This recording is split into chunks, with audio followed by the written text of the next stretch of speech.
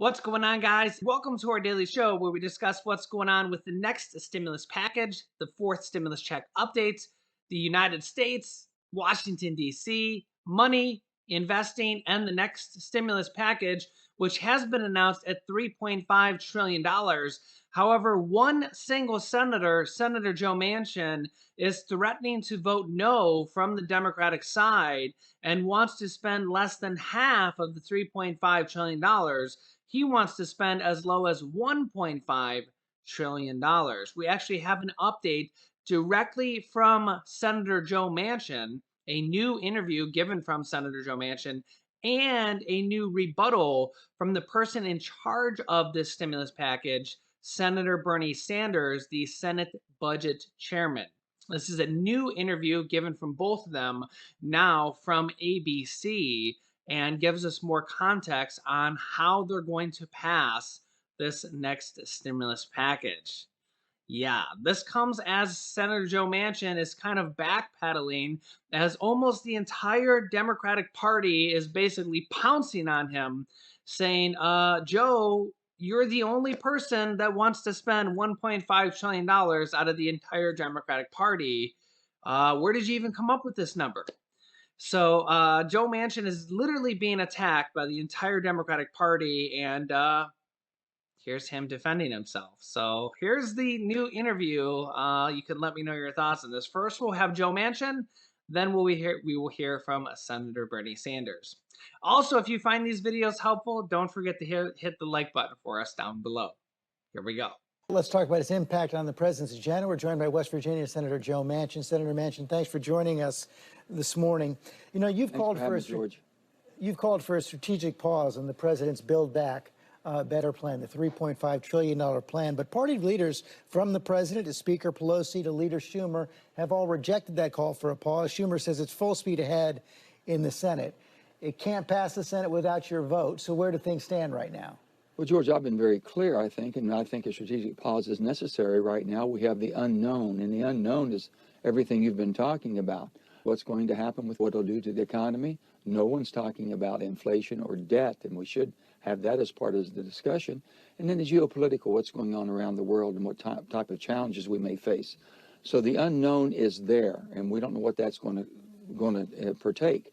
What we do know is that basically the need for this, the emergency to do something in the next week is not there.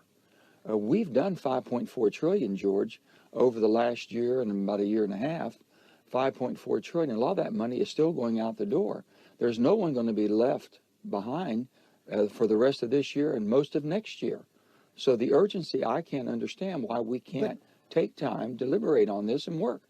Back in January, you proposed spending $4 trillion on infrastructure. So what? Well, you're talking about that was about 4.5 trillion they had talking about. Is that what you're talking about with the president? Yeah, you were saying we've spent about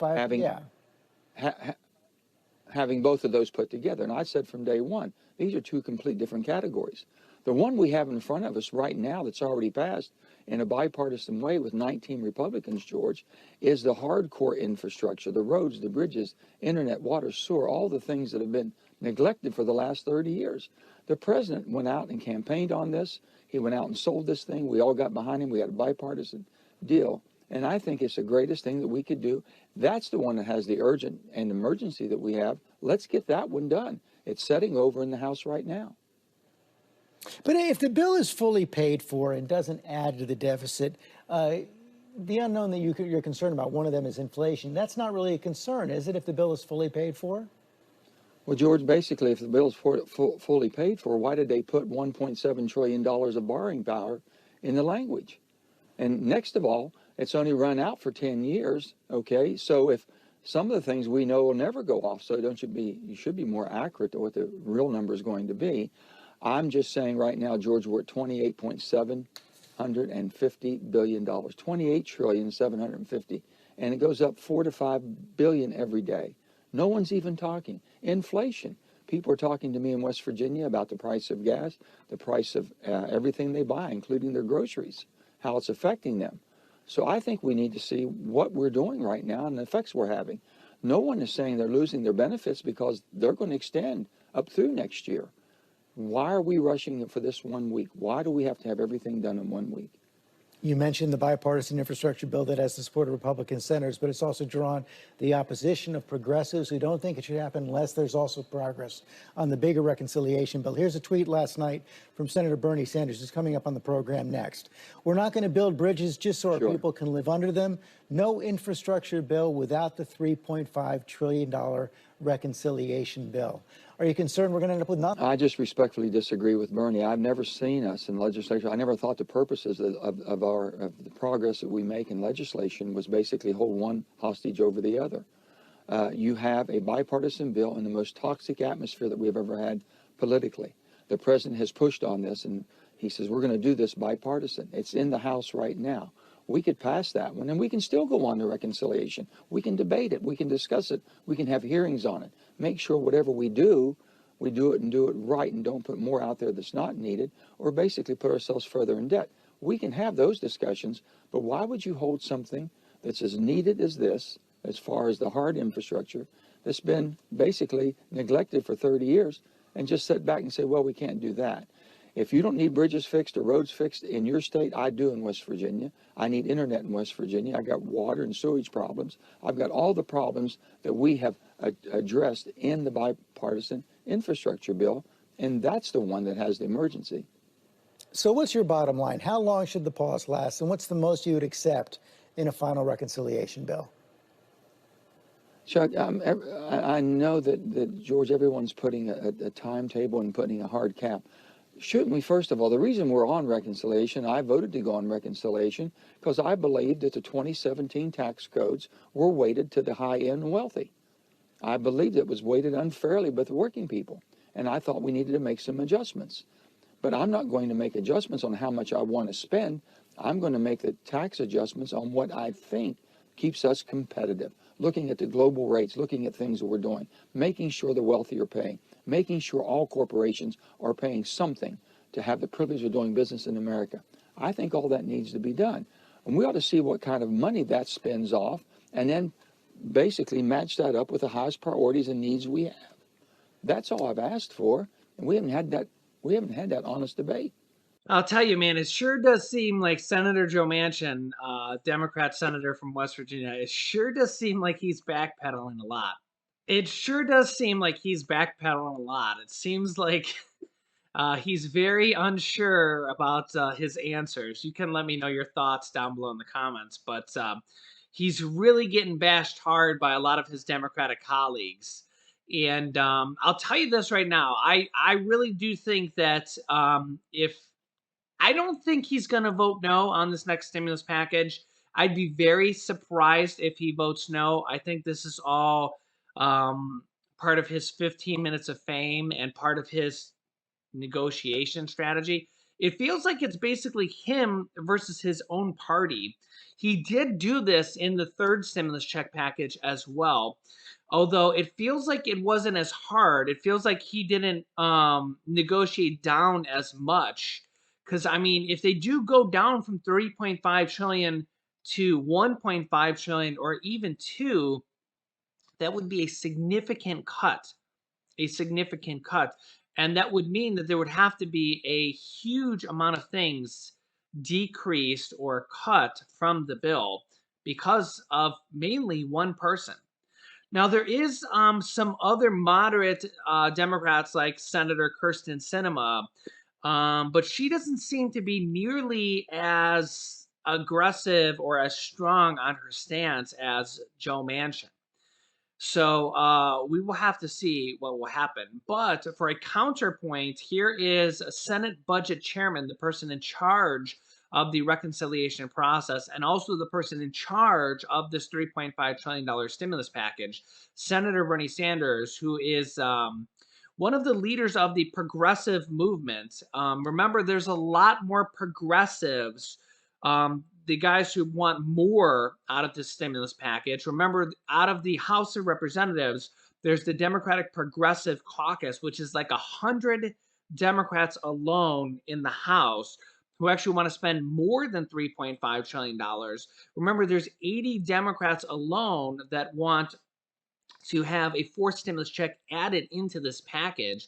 These are the guys that want to spend more. And then there's Joe Manchin, who wants to spend less. So here's Bernie Sanders. I want to bring in Senator Bernie Sanders now. Senator Sanders, thanks for joining us as well. You just heard Senator Manchin right there. He said he just respectfully disagrees. We shouldn't hold this bipartisan infrastructure package hostage to the reconciliation bill. Well, I think maybe the converse is true, that maybe Senator Manchin is holding the reconciliation bill hostage.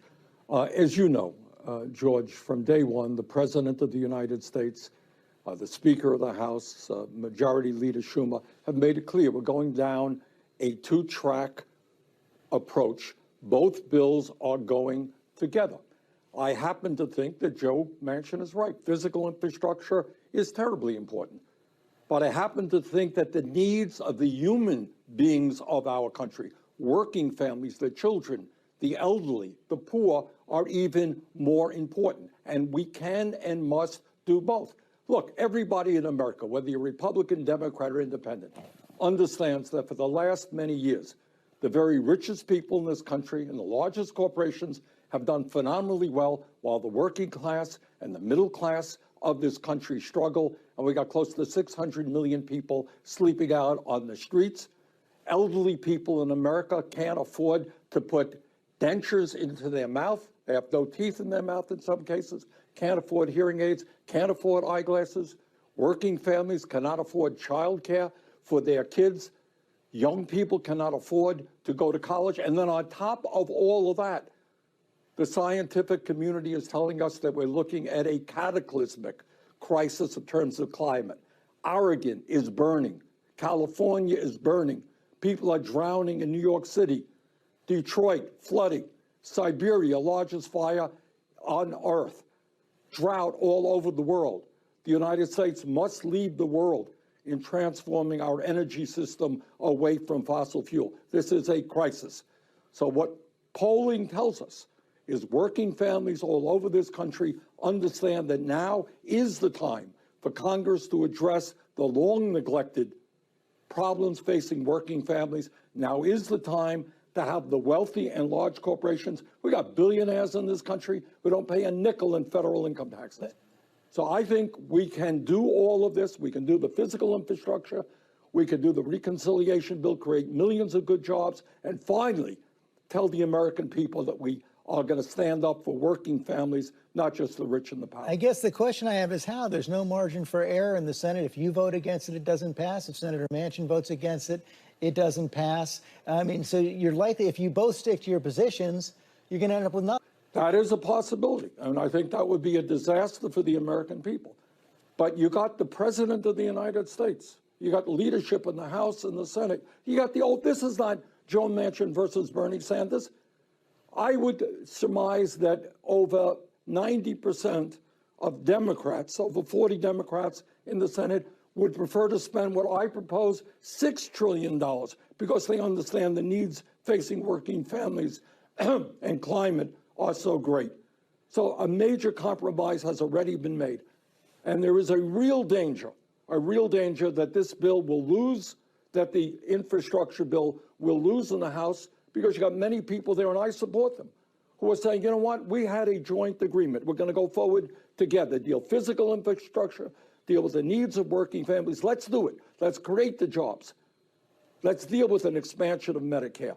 Let's deal with climate. That's what we've got to do. But is no bill, let's say, you know, Senator Manchin wouldn't put a timeline on it, but he's come out for about $1.5 trillion in the reconciliation bill. Is no bill better than $1.5 trillion? Look, what the issue is here is when you have an overwhelming majority of working families in America who want us to do that. When you got the president, when you got over 90% of the people in the House, over 90% of the senators want to do it. The real question you should be asking, is it appropriate for one person to destroy two pieces of legislation?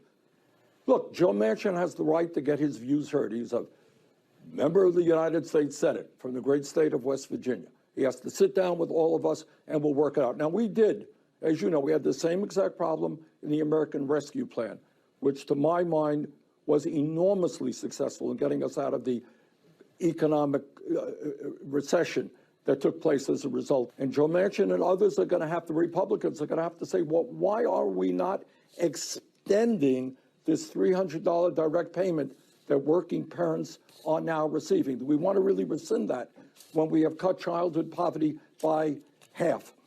So I don't think that Joe wants to do that. I think we're going to work it out. But it would really be a terrible, terrible shame for the American people if both bills went down. And that is a real danger. So bottom line, there is going to be a deal. Both bills are going to. I believe they will, yes. I think we had the same problem with the American Rescue Plan. We worked together. We did it. I think we're going to do it again. Senator Sanders, thanks for your time this morning. Yeah, he brings up an interesting point there. I think I seen something that said that extending the child tax credits, those monthly payments of $300 per month, $250 to $300 per month per child, alone would cost around $1.5 trillion. It was $1 to $1.5 trillion. I'll have to find the data that said that. So, I mean, if we're looking at what Senator Joe Manchin is saying, that he only wants to spend $1.5 trillion, I mean, that alone would cut that stimulus payment for 65 million children. So that is why, and I mean, again, that the statistics say that that has taken 50% of children out of childhood poverty. So that is why that's just one of the items that if they have to cut the program from 3.5 trillion down to 1.5 trillion or even $2 trillion, there's going to have to be significant cuts. And when we look at all the options that they want to put in here, at $3.5 trillion, there's a lot more things that could be added in here, especially as they were negotiating things at the last minute. They were thinking about just in the last 48 hours here, or maybe, I don't know, 3 or 4 days ago now at this point, a potential $1,000 Medicare voucher or check, or however they're going to put it in there, that would go to seniors to help pay for the cost of Medicare. So a $600 to $1,000 Medicare voucher, it might be in the way a little bit there, that would help seniors pay for the cost of Medicare. So if you're on Medicare already, this would be a $600 to $1,000 voucher or check that's going to help you pay for Medicare. So again, if you're already paying for it, it's basically money in your pocket because it's just going to help you pay for Medicare. So yeah, it's basically going to help you pay for Medicare. So whether it's a check or it's a voucher, either way, it's going to be savings for you. Again, fourth stimulus check could be included at $3.5 trillion, but probably not at $1.5 trillion because, again, I just don't know if there's going to be room for it. Internet assistance, utility assistance, mortgage assistance, 2 years of free college, child tax credits. I mean, if they have to cut the package, adult tax credits, I mean, all this stuff at $1.5 trillion, who knows what will have to be cut? I mean, we're talking about cutting the package in half or more than half. So all these luxuries of the package that could be added in or may have been added in at $3.5 trillion, if we go down to $1.5 trillion just to make one senator happy, well, we're talking about a completely different ball game now, and who knows what will be added in there. I mean, for all we know, the Medicare expansion could be excluded. The hearing, dental, vision, hearing aids, denture coverage, lower the Medicare eligibility age to age 60. I mean, that alone is supposed to cost $600 billion. I don't know what would be cut, but they would have to cut. I mean, if you're cutting the bill by half, you have to cut half the stuff. So who knows what would have to be cut. Now, the problem is that I don't know if they would cut half the stuff because I just don't think the other Democrats would go for it. There's a lot more Democrats that want the package to be $3.5 trillion, and there's one or two Democrats, three Democrats. There's very few Democrats that want it to be smaller. There's very few Democrats that want it to be smaller. So I think having to convince all these other Democrats to make it much, much smaller, I just don't think they'd have the votes. I don't think you'd be able to convince all these Democrats to make it smaller. So I actually think that therein would be a much harder challenge if we went below 2 trillion at this point would probably be a harder mountain to climb. I think if they started at 2 trillion, remember the third stimulus check package was 1.9 trillion dollars. So 1.9 trillion is not a small amount if we're looking at in comparison. The third stimulus check package had the $1,400 stimulus checks for adults, $1,400 stimulus checks for children, $1,400 stimulus checks for adult dependents and college students who didn't even receive stimulus checks from the first and second rounds. Okay, and $1,400 was the largest checks ever for adults, and more than double what children got. They got $500 to $600 from the first and second rounds, and it had the $3,000 to $3,600 child tax credits, but only for 1 year. The Democrats want to extend this until 2025, okay? Because remember, the Democrats want to extend this for so many years because the midterm come up for the Senate and the House this next November 2022. So they want to extend it for multiple years because, well, they don't know what's going to happen if they lose the majority in the House or the Senate. Well, then it's a different ball game. So they want to extend it for multiple years, and at $1.5 trillion, they might not be able to do that. They probably wouldn't be able to do that. They might be able to extend it for 1 year, but who knows what would have to be able to change. So the problem with going from 3.5 trillion to 1.5 trillion, like to make one person happy, is that I think that it would turn off way too many of the progressive Democrats that they would just say, no, I'm not going to vote for that. If they started at 2 trillion and went to 1.5 trillion, I think a lot of Democrats, their mindset would be like, okay, we could go for that. Let's do it. But the problem is now is that when we're going from 3.5 trillion all the way down there, and in their mind, they've already said, well, we've already come down from 6 trillion, which is where they apparently started from. I just don't think they're going to come down that far. They might, but I could see a lot of Democrats like Bernie Sanders, AOC, Pramila Jayapal, and the Progressive Caucus from the House just flat out saying, no, we're not going to go that low. So I think the easier route to get this done would be to get Joe Manchin, the one senator, to come up higher. Because remember, he did do a very similar thing in the third stimulus check package. They actually mentioned it there that he did this similarly in the American Rescue Plan. And eventually they came to an agreement with him. At the very last hour on the Senate floor, they had to negotiate with him. The problem I see right now is that he's so low at 1.5 trillion, and everybody else, mostly everybody else, 99% of everybody else is at 3.5 trillion. That's a large gap. That's a large gap. So where they might end up, I don't know, maybe 2.5 trillion. I don't know. I mean, the lower they go, the more progressive Democrats they're going to lose along the way. And the lower they go, the more stimulus items they lose, or other items they lose. Climate items they lose, education items they lose, other items in the bill that they lose. Remember, when you lose other items, whatever they are, climate items, you start to lose other progressive Democrats. And remember, you can't lose a single Democrat in the Senate, and you can't lose more than 2 or 3 votes in the House. Yeah, so this is why the art of the negotiation, as I have said all along, is the most important thing. The price tag is actually not really the most important thing. It's getting everybody to agree is the most important thing, because if you get everybody to agree on a price tag, but climate, for example, is not included because saving the planet, believe it or not, is actually a lot of people's priority in this package.